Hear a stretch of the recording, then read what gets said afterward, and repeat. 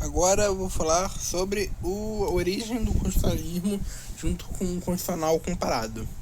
Esse aqui é o primeiro vídeo dessa série de resumos, na real, né? Não sei nem uma aula, são pra mim mesmo. Então vamos lá. A gente primeiro vai analisar as vertentes do constitucionalismo, indo por uma vertente mais historiográfica agora no início. Quando surgiu? O constitucionalismo, pelo menos na corrente majoritária, ele surgiu a partir das revoluções burguesas, ou seja, a gloriosa e a francesa.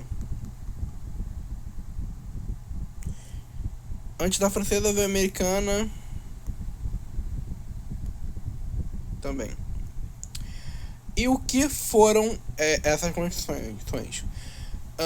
Na gloriosa foi um meio de... Não era numa constituição em si, era uma série de códigos, mas serviu como uma constituição.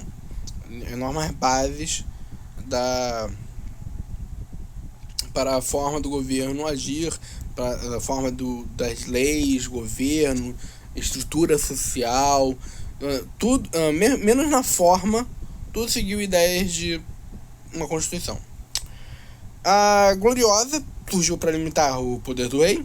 A francesa, a declaração dos chamados homens e cidadãos, surgiu também para limitar o poder na monarquia. E a americana surgiu para, se não falar a memória, a americana é a primeira constituição ser chamada por constituição. Essa aqui era uma série de códigos, essa aqui era o direito dos homens e cidadãos. E a americana, por volta do ano 1766, que é o ano da independência americana. Não lembro se é o ano da criação da Constituição Americana, dos primeiros pontos da Constituição Americana.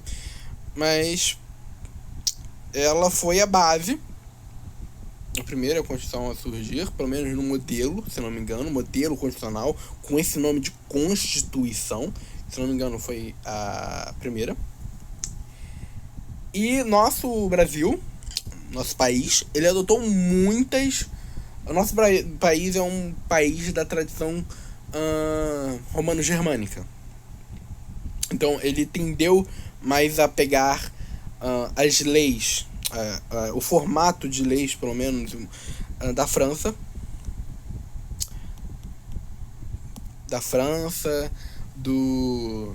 de Portugal, pegou bastante, na real, modelos, ideias das constituições, das leis portuguesas, alemãs. Teve uma constituição, a Constituição de Weimar, inspirou muito a nossa Constituição.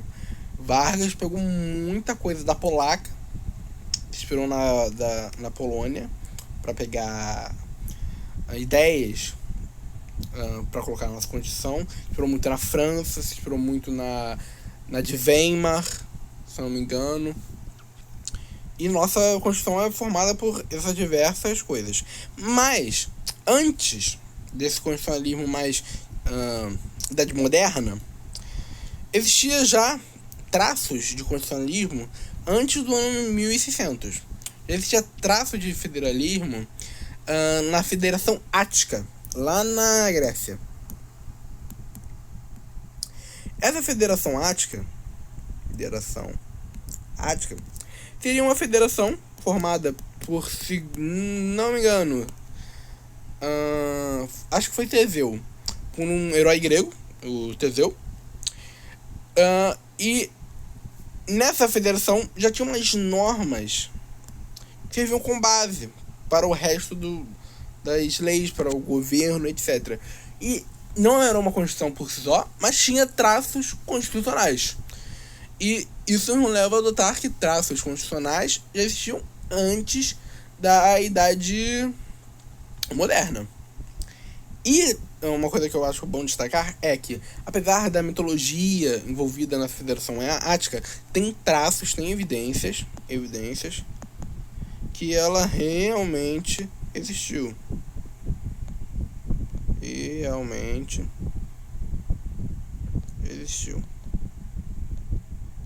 E qual é o fim de uma Constituição? O fim de uma Constituição são principalmente principalmente um, mas eu vou falar de adicional, mas depois desse primeiro.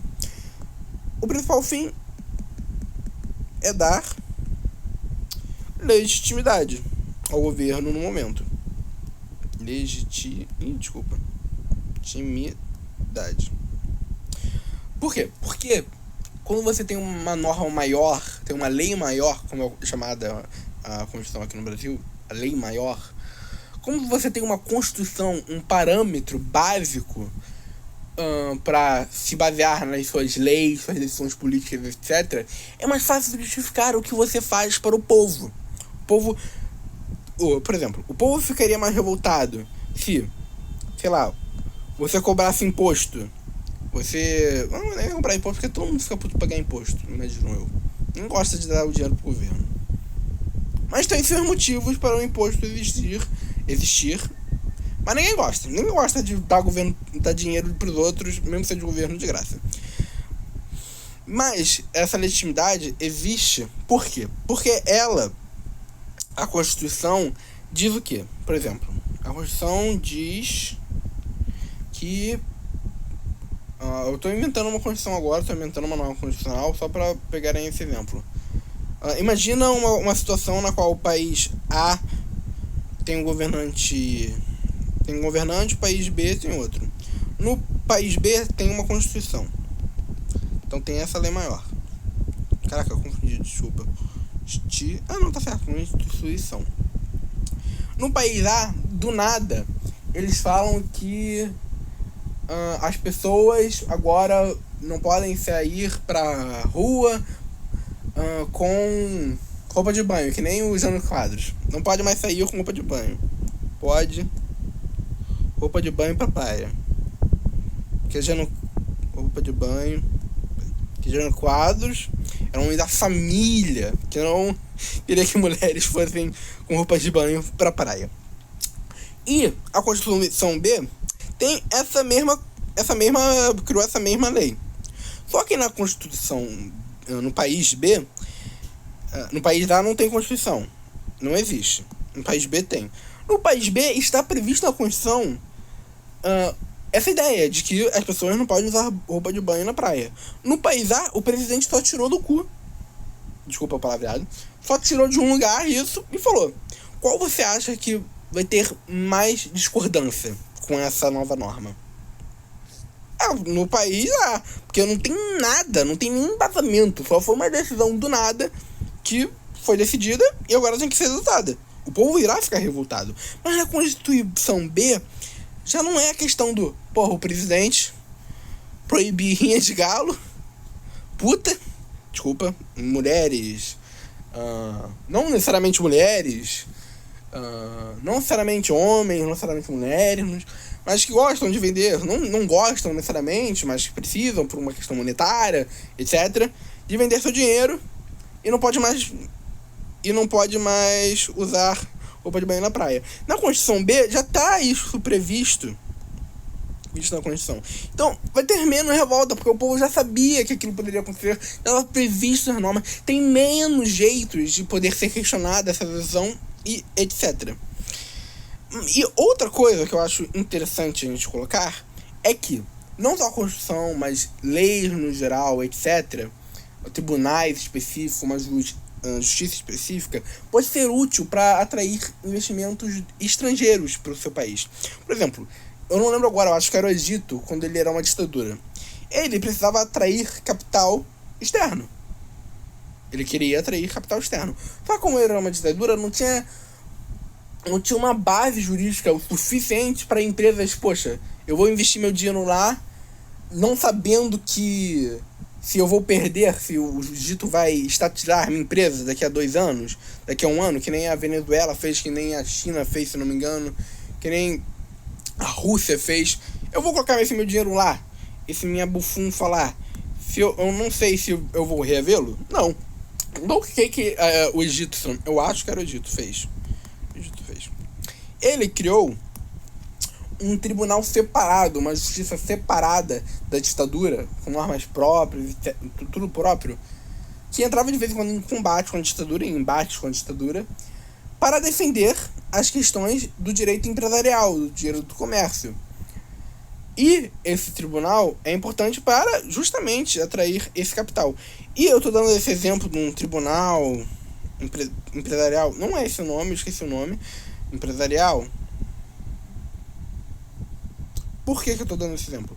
Porque é justamente a questão da legitimidade, da forma que uma Constituição é importante para um país. Ela dá segurança jurídica. Esse tribunal serve para dar segurança jurídica. Da mesma forma que a Constituição serve para dar seguranças jurídicas. E eu já vou falar dessa questão das formas, mas primeiro eu gostaria de ir para essa outra questão que eu separei aqui embaixo, do constitucionalismo.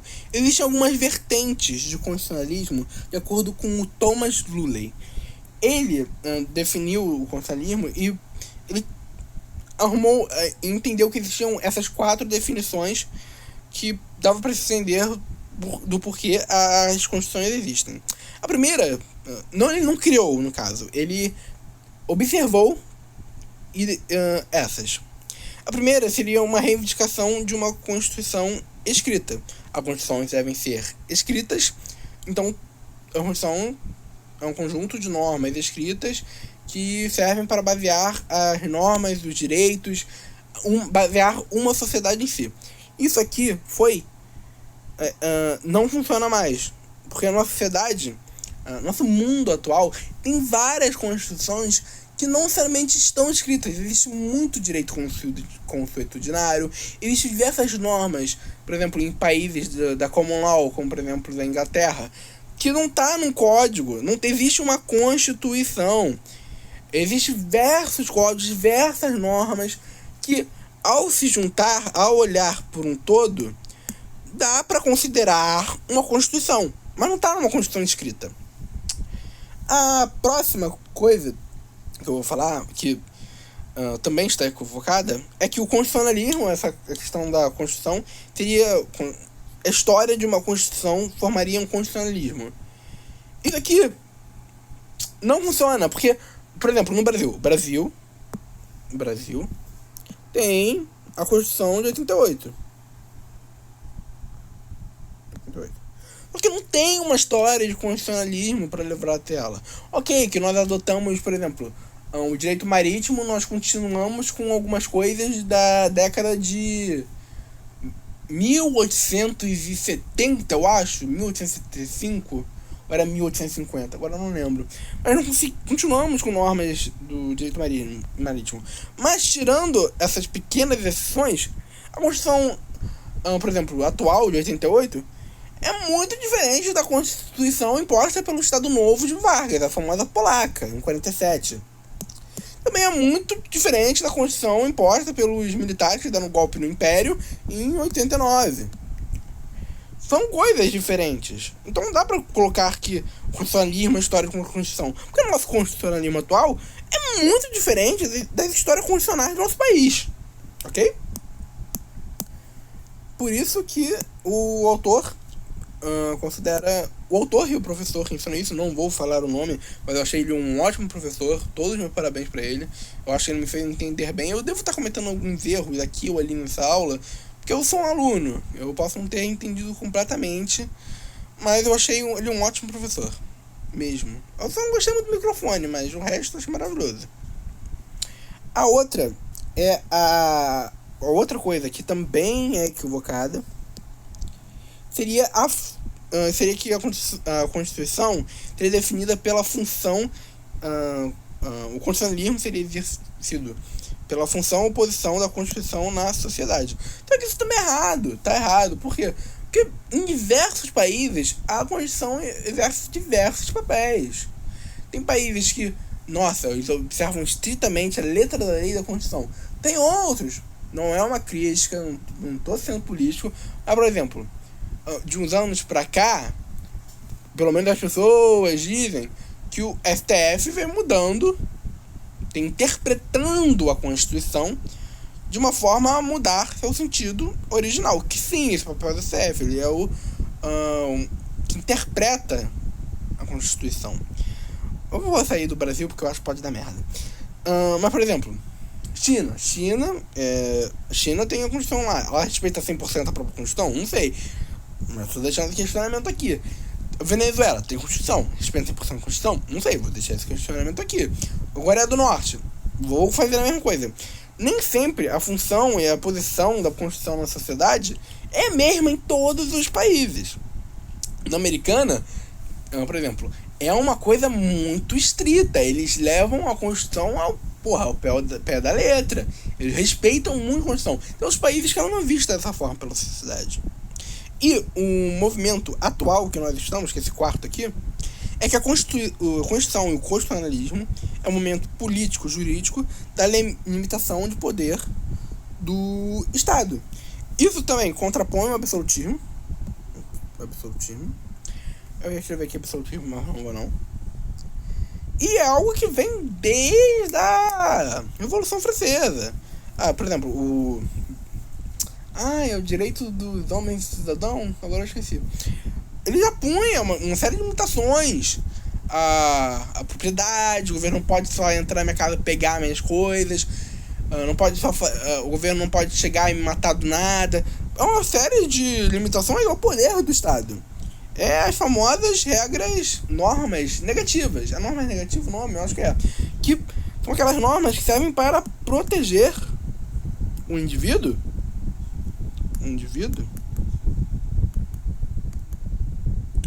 Do Estado. São coisas que o Estado não pode fazer.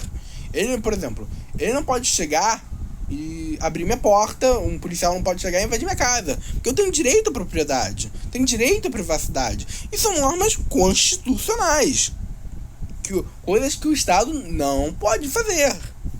Ok?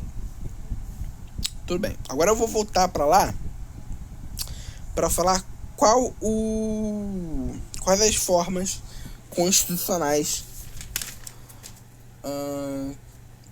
Tem diversas formas. Tem a forma monarquista, parlamentarista. Que, por exemplo, uma Constituição, eu expliquei no outro vídeo. Constituição é diferente de democracia. Democracia é um sistema político no qual o povo elege seu representante. Constituição é um sistema de normas basilares do país. Só que aí a questão, existem constituições, vamos ver, teológicas, existem constituições, por exemplo, vamos ver, de monarquias parlamentares, de repúblicas parlamentaristas,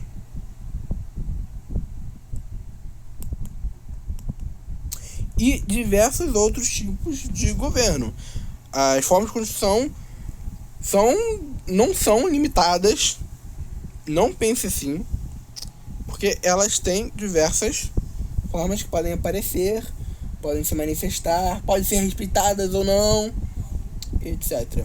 E eu quero falar agora, cadê aqui, as dimensões do... Na real, não. Primeiro eu vou falar... Caramba, cadê? E perdi tudo. Não é esse aqui, não é esse aqui, não é esse aqui. Não. Então eu não fiz, então a gente vai fazer aqui junto. Vamos lá. Cacete, perdi tudo. Aqui, vamos voltar lá. Tem os mecanismos constitucionais. Por quê? As constituições, no caso, pelo menos no papel, a brasileira, pelo menos, é a Constituição, é uma forma de limitar o poder político, pelo menos de acordo com o Cass Santrin. Se não me engano, esse era o nome dele, que essa ideia o nosso professor ele deu a partir de dialogando com a ideia do Cass Santrin. ok? E isso é muito importante. E tem, principalmente, e eu vou deixar uma coisa aqui, a globalização das constituições. Mas eu vou deixar isso aqui pra falar no final. Por quê precisa dessa limitação de poder político? Justamente para não acontecer o mesmo aconteceu com a ditadura militar. Depois do João Goulart? Depois do Kubitschek.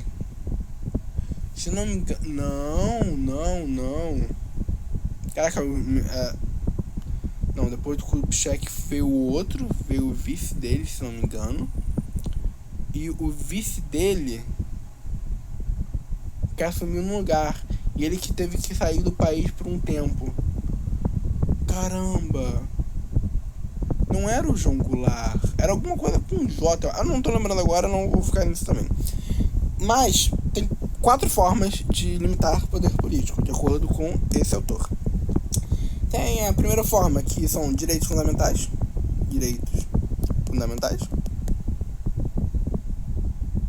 Perdão a letra, tá? Fundamentais. São aqueles direitos à Constituição que não podem, que servem como base para o governo. E o governo não pode simplesmente, por exemplo, direito fundamental da propriedade privada. O governo não pode entrar na tua casa e falar, agora é meu. Não pode. Direito à liberdade de religião. O direito não pode falar, agora todo mundo é católico, se não for católico vai morrer. Que nem fizeram com os judeus, que foram impostos pelo governo português a transformarem em novos cristãos, com muitas aspas, e foram mandados pro Brasil para colonizar a porra do país. Não, o governo não pode mexer nisso. Isso que são os direitos fundamentais. Outra forma de limitar o poder político é o controle constitucional. Ou seja, conferir que normas, que atos praticados pelo governo estão ultrapassando os limites que a Constituição estabelece. Esse direito controle constitucional, pelo menos no Brasil, é feito pelo STF, Supremo Tribunal Federal, que tem muita responsabilidade, muitos poderes, a partir da Constituição de 88, devido a ser uma das formas que os nossos congressistas pensaram de evitar a ocorrer uma ditadura militar.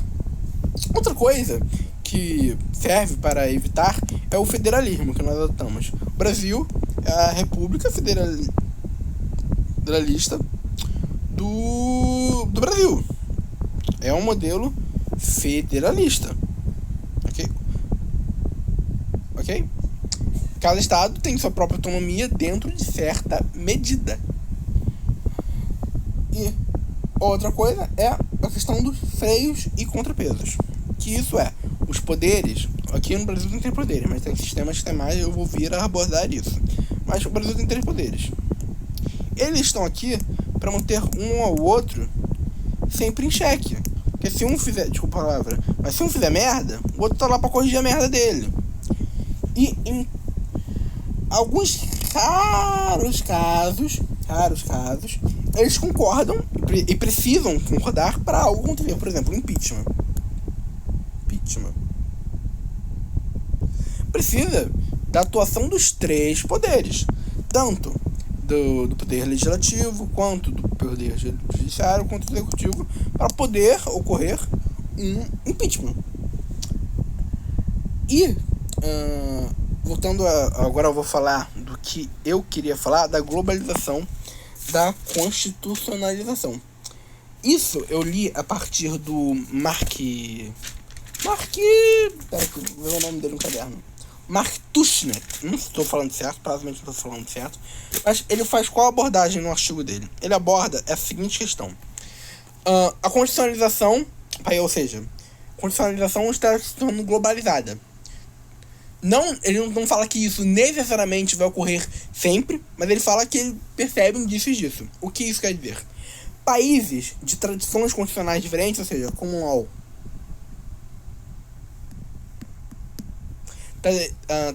que é adotada por países com uma de tradição britânica, ou seja, Estados Unidos, EUA, a Inglaterra, Nova Zelândia, etc.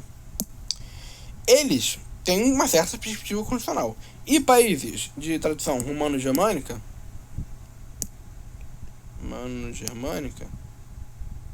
tem outra.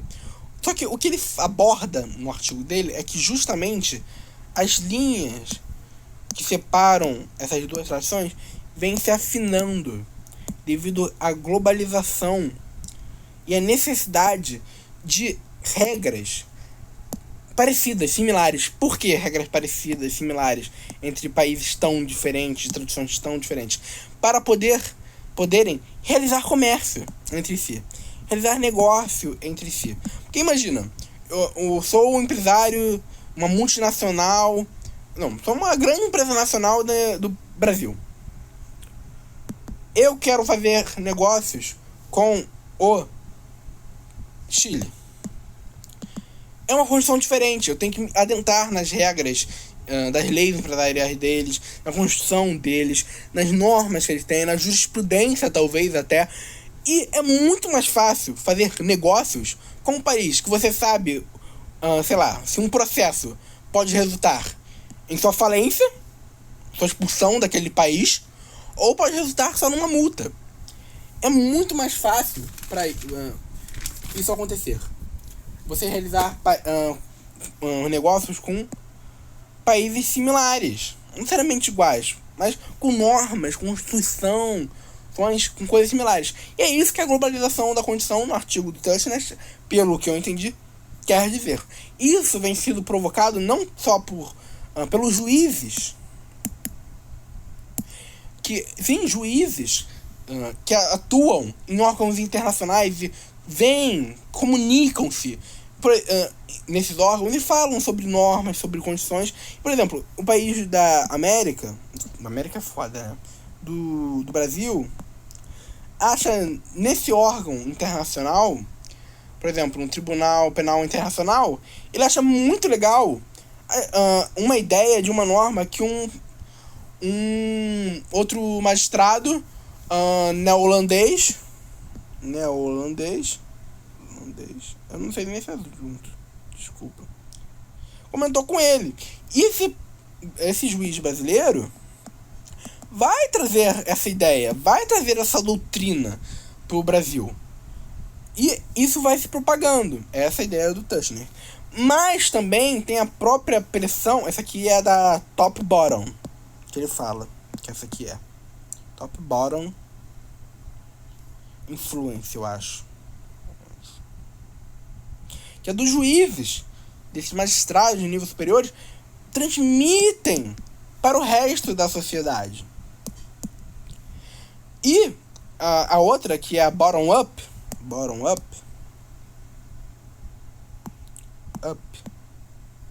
é justamente a que eu estava falando das organizações internacionais antes. Então, os advogados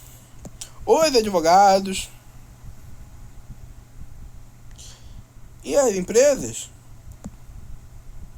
que acham mais interessantes fazer negócios com países que as regras são similares, que os resultados são similares, que tem um padrão. A pessoa não vai investir R$1 milhão, por exemplo, agora na Venezuela. Por quê? Porque as coisas já foram estatizadas antes. A norma é diferente, as coisas são diferentes. Ela vai muito mais preferir, por exemplo, uma empresa americana, estadunidense no caso, investir num país parecido, com as normas parecidas, com uma condição similar da tradição common. Mas essa coisa de tradição, como eu já falei antes, vem se esvaindo aos poucos, vem desaparecendo aos poucos.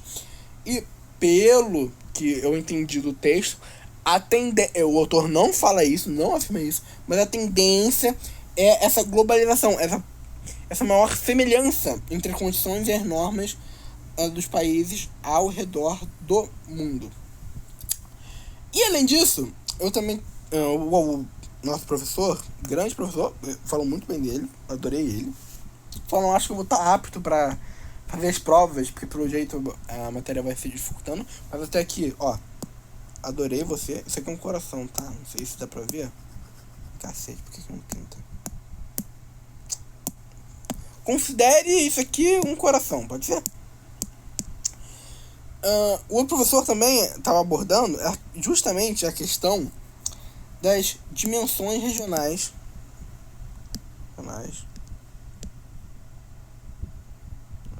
Perdoa a letra que eu tô fazendo de qualquer forma, eu não tô acostumado a fazer essa caneta, fazer isso aqui, mas eu tô tentando. Regionais do direito. Direito, e especificamente mais da Constituição. Da América Latina. Constituições, no caso, né? Desculpa. Da América Latina. Ele abordou inicialmente, nessa aula que eu fui, a questão de um novo constitucionalismo latino-americano. Esse com um conceito criado pelo Rubem. Letra merda, né? Gente, desculpa. Dalmau. Que são as chamadas constituições cesaristas ou monapartistas. Que são constituições outorgadas. Outorgadas são aquelas constituições na qual não teve consulta civil. Que, por exemplo, a ditadura militar... Ditadura militar nem tanto. Mas a Constituição... Não sei se a Constituição de 37 na real foi assim, a polaca. Se não me engano, foi. Vamos lá. Ditaduras militares. Outorgadas é que não houve consulta ao povo. Por exemplo, uma ditadura militar impôs essa Constituição. E essa é uma Constituição outorgada. Mas também tem as Constituições por promulgação. Que são mais tendências de democracias. De governos parlamentares. De governos que levam o povo mais a sério em suas decisões. Ok? E nesse contexto da América Latina, que o professor estava tratando, ele deixou claro os assuntos que os países na qual esse tipo de constitucionalismo, esse novo constitucionalismo latino-americano, esse constitucionalismo por outorga, e está válido até hoje. Eles são a Venezuela, desde 88, de 98, desculpa. 98. Colômbia, desculpa, a Bolívia, desde 2009, é o Equador, desde 2005. E isso é feito de tal maneira que não se consulta a população, porque querem manter o governo no lugar. A Constituição é justamente para manter o governo no lugar. Isso é uma Constituição muito... A nossa Constituição, por exemplo, tem 100 e poucos artigos. Eu vou até conferir agora, que tá perto a Constituição de mim. Eu vou até olhar aqui, tá? Nossa Constituição tem exatos, contando com as emendas constitucionais, 138 artigos. Não. A emenda constitucional é separada, desculpa. A emenda constitucional é uma coisa diferente. Me confundi agora, desculpa. Nossa Constituição tem exatamente 138 artigos. Ok? Atualmente, ela tem 138. Esses 138 abordam abordam aquilo que os constituintes e, depois disso, os congressistas, nossos senadores, nossos deputados federais, acharam necessário impor nas lei maior, nas normas bases da nossa república, da nossa República Federativa do Brasil. Eles acharam isso importante de ter. E 138 artigos acharam suficiente, manteve 138. Só que essas constituições outorgadas costumam ser, devido ao caráter do governo, maiores, bem maiores.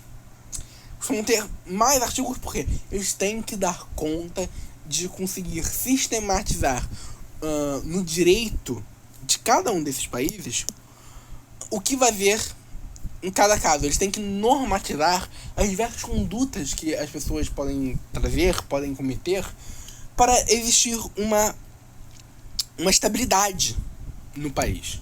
Entendeu? Então é por isso que essas são maiores. E nessas constituições desses países são constituições cesaristas, como já falei, constituições outorgadas, ou cesaristas, ou bonapartistas, instituições outorgadas, bonapartistas ou cesaristas, feita sem consulta à população, possuem 5 conceitos, ok? Essas são uma concepção de democracia um pouco diferente, porque, por exemplo, a Venezuela, ela faz democracia, fugindo da América Latina, o Kim Jong-un na Coreia do Norte, ele faz eleições, mas não é necessariamente uma democracia. A República Popular da Coreia do Norte não é necessariamente uma democracia somente por ter eleições, ok? E é justamente isso que essas condições definem. Elas definem uma concepção de uma democracia um pouco alterada. Por exemplo, Maduro tá lá, sei lá quantos anos, fugindo do Brasil de novo, Rússia. O Putin tá lá há mais de 20 anos, porra. Tá desde depois que o último saiu. É com K, eu acho. Desculpa, eu não lembro o nome dele agora. Mas depois que o último presidente saiu, Putin assumiu e tá lá desde agora. Mas tem eleições, tem uma concepção democrática, mesmo que ela não seja efetiva. Democrática. Desculpa. Cacete, tô errando tudo. Outra coisa é a extensão, que eu já falei, da Constituição. Extensão. Precisa cobrir muitas hipóteses, muitos casos, muitas possibilidades, porque o governo precisa saber como lidar com isso e parecer ter legitimidade ao lidar com isso das formas previstas. Que senão ele só inventa as coisas, prisão perpétua aqui, prisão perpétua ali, e é isso. A população ficaria revoltada. Mas estando nas normas, a revolta é menor, porque está previsto. E isso ajuda também a manutenção do governo no poder. Porque dá pra fazer coisas com muito mais liberdade, sem tanta crítica, que está previsto. Ok? Outra coisa, a separação naqueles 3 países. A separação dos poderes é os 3 comuns, o legislativo, legislativo, judiciário. A nossa tripartição do poder normal, que o Brasil, por exemplo, possui, adota no caso, então, mas também possui outros 2, que é justamente para regulação, por controle, porque, lembre, são constituições outorgadas, são constituições cesaristas, bonapartistas, ou seja, eles precisam de controle da população, e por isso existe também o poder eleitoral. No Brasil, sim. No Brasil, tem primeiro o STF, depois o STE, depois o TRE, mas acaba aqui. Tem uma justiça eleitoral no Brasil, mas não é um poder. Essa justiça eleitoral está submetida ao poder do maior tribunal do Brasil, o Supremo Tribunal Federal. Eles estão submetidos. Se algum recurso extraordinário no STE, Superior Tribunal Eleitoral, ele vai para o STF. O STF é o órgão máximo do nosso judiciário. Ele não está no mesmo nível. Do Supremo Tribunal Federal. Eles são coisas distintas, por exemplo, de um poder separado, no qual o STF e o STE estariam na mesma. Estou hipotetizando aqui no Brasil, estariam uma mesma ordem de magnitude. Não é aqui no Brasil. Ok? Outra coisa. Ih, cacete, cadê? Eu posso fazer aqui mesmo, foda-se. Eu não vou achar, não. Outro poder, que também esses 3 países que eu falei que tinham, o Equador, a Venezuela e a Colômbia, eles também têm um outro poder. Eles têm, além dos três normais e o poder eleitoral, eles também têm um poder cidadão. Justamente para controle, justamente para ter noção do que está acontecendo dentro do seu país. De um jeito mais autoritário, é claro, de um jeito mais forte. No Brasil também tem órgãos de vigilância, também tem órgão de vigilância não no modo ditatorial, estou falando de vigilância mais no sentido benéfico da população. Mas aqui, nesses países, isso vai além, ok? Outra coisa que aqui no Brasil também tem parte, porque quando o Brasil está em estado de sítio ou de guerra, se adota regimentos diferentes para certas coisas. A Constituição, eu acho que não se altera. Mas, por exemplo, não tem pena de morte no Brasil, né? Direito penal não prevê pena de morte. Mas, por deserção em guerra, o direito penal é previsto no Brasil. Deserção em guerra, o direito penal é uma das possibilidades, quando o Brasil está em guerra, de acontecer. Estado de sítio ou guerra, nesses países é mais comum. Tem essa suspensão da Constituição em determinados casos. E esses são utilizados de forma mais comum. Entendeu? Outra coisa interessante nesses países seria o conceito de nação. O conceito de nação.